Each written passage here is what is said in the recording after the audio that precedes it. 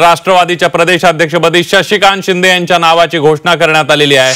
जयंत पाटील यांनी राजीनामा दिल्यानंतर शशिकांत शिंदे यांच्या नावाची राष्ट्रवादी शरद पवार पक्षाच्या कोर कमिटीच्या बैठकीत घोषणा करण्यात आली आहे। यावेळेला जनतेच्या समस्यांसाठी आवाज उठवणार असल्याचं शशिकांत शिंदे यांनी म्हटलंय। तसंच जनतेच्या प्रश्नांसाठी रात्रंदिवस काम करणार असल्याचंही शशिकांत शिंदे यांनी म्हटलंय।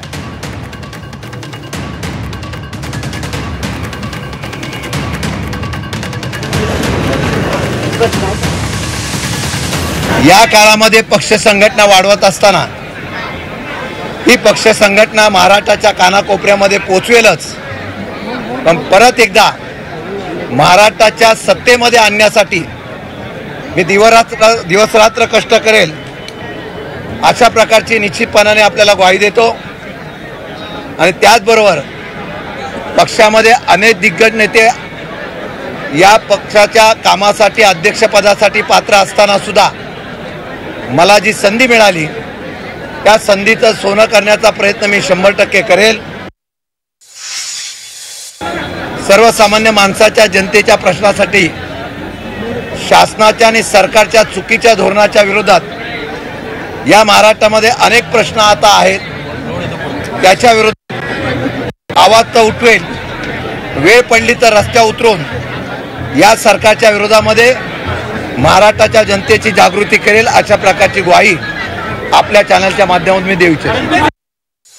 योग्य वेळेला निर्णय घेण्याचं काम नेहमी शरद पवार साहेब करत असतात आणि ही सगळी प्रक्रिया ही मी आत्ता सांगतो ही माननीय जयंत पाटील साहेब यांना विश्वासात घेऊन करण्यात आलेली आहे, तेव्हा अफवांचं पीक उठता कामा नये। शिंदे हे माझे जुने सहकारी आहेत। 2014 साली ज्या वेळेला सुनील तटकरे यांना प्रांताध्यक्ष केलं त्यावेळेला आम्ही जेव्हा बैठकीत होतो त्यावेळेला शशिकांत शिंदेंचं नाव देखील त्यांच्या बरोबरीनं होतं, परंतु त्याच्यानंतर सुनील तटकरे झाले, त्यानंतर जयंतराव पाटलांनी हा 7 वर्षापेक्षा जास्त राष्ट्रवादी काँग्रेस पक्ष शरदचंद्रजी पवार साहेब यांचं अतिशय समर्थपणे आणि तितक्याच उत्तम प्रकारे सांभाळलं।